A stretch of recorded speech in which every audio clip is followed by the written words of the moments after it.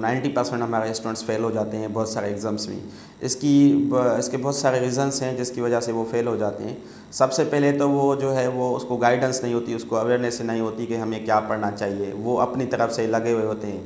For example मैं आपको एक मिसाल देता हूँ, मुझे कराची जाना है और मुझे पता नहीं है कि जो कराची में सदर है वो कहाँ पे है। अगर मुझे गाड़ी का भी पता नहीं है कि मुझे सदर जाना है और मुझे पता भी नहीं है तो मैं कैसे जाऊँगा? अगर जाऊँगा तो भूल जाऊँगा या मुझे ज़्यादा टाइम लगेगा।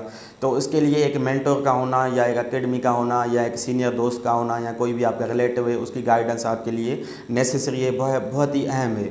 अगर वो गाइडेंस नहीं होगी, आप अपनी तरफ से लगे हुए होंगे, अपनी तरफ से मेहनत कर रहे होंगे, तो ऐसे कामयाबी मिलना जो है ना मुश्किल है या कुछ ज़्यादा टाइम लगता है। तो इससे बेहतर है अगर कोई क्वालिफायर है, अगर कोई जो है एग्ज़ाम से गुजर के आया है, मिसाल के तौर अगर कोई कराची से होकर आया है, अगर आप उसके साथ जाएंगे तो आपके लिए मुश्किल नहीं होगी, आप आसानी से वहाँ पे जो है वो पहुँच जाएंगे।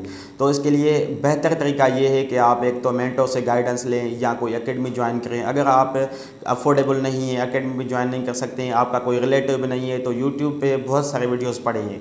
यूट्यूब पे आप जाएं, यूट्यूब पे सर्च करें। फॉर एग्जांपल कुछ पाकिस्तानी चैनल्स भी हैं एंड पाकिस्तान में भी बहुत सारे अभी टीचर्स आ गए हैं माशाल्लाह, सिंध से भी हैं, पंजाब से भी हैं, उसके भी आप वीडियोस देखें, वो भी हेल्पफुल रहेंगे आपके लिए। तो फर्स्ट ऑफ ऑल तो ये बात हो गई कि स्टूडेंट्स को अवेयरनेस नहीं है हमें पढ़ना क्या है। दूसरी बात मैं जो पहले भी डिस्कस कर चुका हूँ बुक वाली, कि वो एक बुक पढ़ते हैं, ये भी फेल्यूर की रीज़न है कि हर टेस्ट के लिए वही बुक पढ़ते हैं। थर्ड रीज़न ये है कि वो अपडेटेड मटेरियल नहीं पढ़ते, वो जो भी पास्ट वाला होता है उसको बार बार पढ़ते रहते हैं, बाकी जो न्यू चीज़ें आती रहती हैं वो नहीं पढ़ते हैं। जैसे अभी मैंने कुछ जो है वो टाइम से MCQs पढ़ा था, तकरीबन 5-10 दिन पहले कि मैंने MCQs देखा, तो मैंने जो पहले बुक्स पढ़े हैं बिल्कुल उसमें गलत MCQs है। 2021 वाले बुक्स हैं, 22 वाले हैं, उसमें भी गलत है। 2023 में वो चेंज हुआ है, हैवी साइंस का MCQs। तो इसीलिए मैं यही कहूँगा कि अपडेटेड मटेरियल जो है ना वो लाजमी है। अगर अपडेटेड मटेरियल नहीं है तो आप कभी पास नहीं होंगे। फोर्थ चीज़ ये है कि आप सिलेबस देखें। जब भी आपकी कोई टेस्ट है तो उसका आप सिलेबस देखें कि सिलेबस क्या है इसका। अगर आप फॉर एग्ज़ाम्पल इस्लामियात पढ़ते रहते हैं, अगर एग्ज़ाम जो है उसमें सिलेबस में इस्लामियात है ही नहीं और आप ज़्यादा मेहनत इस्लामियात पे कर रहे हैं, तो आपके तो काम की नहीं रही मेहनत। ये मेहनत तो फिजूल है, ये किसी काम की मेहनत नहीं है। अगर आप चाहते हैं हमें कामयाबी मिले तो सबसे पहले उसका ये राज भी है कि सिलेबस को लाजमी देखें, पास पेपर्स को लाजमी देखें। अगर आपके पास पास पेपर नहीं है तो यूट्यूब से बहुत सारे पास पेपर्स अवेलेबल हैं। मैं जब भी किसी जॉब के लिए अप्लाई करता था तो कुछ तो मेरे दोस्त भी थे, सीनियर भी थे जो मुझे गाइड करते थे, और उसके अलावा मैं यूट्यूब को भी फॉलो करता था। यूट्यूब पे भी बहुत सारी माशाल्लाह पास पेपर्स अवेलेबल हैं, उसको सॉल्व किया गया है यूट्यूब पे, उसके आंसर्स भी मौजूद हैं कि इसका क्या सही आंसर है या क्या गलत आंसर है।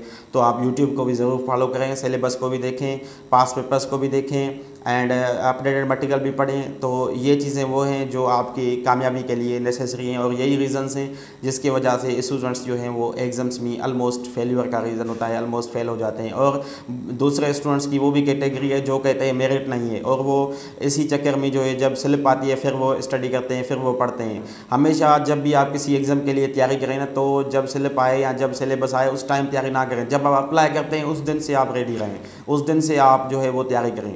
कभी भी दुश्मन को कमज़ोर नहीं समझना चाहिए। तो मतलब जो भी टेस्ट है तो उसको आपको ऐसे नहीं समझना है कि ये आसान हो गई या एक बार आसान हुई है तो आप समझेंगे अभी जो टेस्ट होगी वो भी आसान होगी। डिफ़िकल्ट भी हो सकती है, मिडिल लेवल की भी हो सकती है, आसान भी हो सकती है। तो इसके लिए आपको जो है 100% अपनी एफर्ट लगानी है, 100% मेहनत करनी है, तभी आपको जो है कुछ रिज़ल्ट मिलेगी। एंड सबसे पहले जो मैंने आपको बताया था अपडेटेड मटेरियल का, वो फिर भी मैं कहूँगा अपडेटेड मटेरियल प्लीज़ आप वो पढ़ें। अगर वो नहीं पढ़ेंगे फिर आप वही फेल हो जाएंगे। और करंट अफेयर्स मस्ट होता है, करंट अफेयर्स जो है ना वो मस्ट है, क्योंकि अभी 2023 चल रहा है तो 2023 है या 22 है, कम से कम 2 ईयर्स का करंट अफेयर जो है ना आपको आना चाहिए। बहुत सारे स्टूडेंट्स क्या करते हैं, जब अप्लाई करते हैं तो उस टाइम वो नहीं पढ़ते। जब स्लिप आती है, फॉर एग्जांपल अभी कोई मई में मेरी टेस्ट होने वाली है तो मैं क्या करूँगा, अप्रैल की करंट अफेयर पढ़ूंगा 2023 की और मई की। ये नहीं होता, ये सरासर गलत है। अगर आप 2022 की नहीं पढ़ते हैं 2023 के लिए तो ये आप बिल्कुल गलत कर रहे हैं, क्योंकि जो टेस्ट बनती है ना वो एग्ज़ाम से लाजमी नहीं है कि उस दिन बने, 1 मंथ पहले भी बन सकती है, 2 मंथ पहले भी बन सकती है। तो बेहतर तरीका तो यही है कि आप 2022 की लाजमी कवर करें करें एंड 2023 की, ये दोनों कर लेते हैं तो 100% आपका करंट अफेयर में ठीक हो जाएगा। और कभी कभी क्या होता है कि सिलेबस में करंट अफेयर का नाम लिखा हुआ होता है, स्टूडेंट्स क्या करते हैं वो करंट अफेयर ही पढ़ते रहते हैं, जनरल नॉलेज को वो एक अल्फाज भी नहीं पढ़ते। ये भी हमारा फेल्यूर का रीज़न है कि हमें जो है वो करंट अफेयर की जगह पे जनरल नॉलेज को भी टच करना है, क्योंकि वो भी करंट अफेयर का ही पार्ट है। फॉर एग्जांपल कोई डैम है जिस पे इशू चल रहा है, कोई रिवर है जिस पे इशू चल रहा है, या कोई ऐसा प्राइम मिनिस्टर है, कोई प्रेसिडेंट है वर्ल्ड का, तो उसके हवाले से कोई उसकी पार्टी है वो भी हमें पढ़नी है, वो भी हमारे जनरल नॉलेज या करंट अफेयर्स का पार्ट है। स्टूडेंट्स के माइंड में ये होता है हमें डेट पढ़नी है कि 2022 में क्या हुआ है, 23 में क्या हुआ है, बस ये पढ़ना है या डेवलपमेंट पढ़नी है। ये सरासर गलत है। आपको पार्लियामेंट भी पढ़नी है, कैपिटल करेंसी भी पढ़नी है, लेकिन सारी कैपिटल करेंसी या सारी पार्लियामेंट ये नहीं पढ़नी, वो ही पढ़नी है जिसके हवाले से या जिस मुल्क में इशू चल रहा है। जैसे आपको पता होगा अभी रिसेंटली यूक्रेन एंड रशिया का इशू चल रहा था, तो उसमें आपको अभी यूक्रेन का एक एक चीज़ का पता होना चाहिए। यूक्रेन का कोई सिटी है, यूक्रेन की पार्लियामेंट है, यूक्रेन का प्रेसिडेंट है, वो सारा आपको जो है वो अच्छी तरह से आना चाहिए। या रशिया है तो रशिया के हवाले से भी आपको आना चाहिए, या जो लार्जेस्ट या फेमस कंट्रीज़ हैं तो उसके हवाले से भी आपको 100% डेटा होनी चाहिए, तभी आप जो है वो फेल्यूर के रीज़न से बच पाएंगे एंड एग्ज़ाम को क्रैक कर पाएंगे।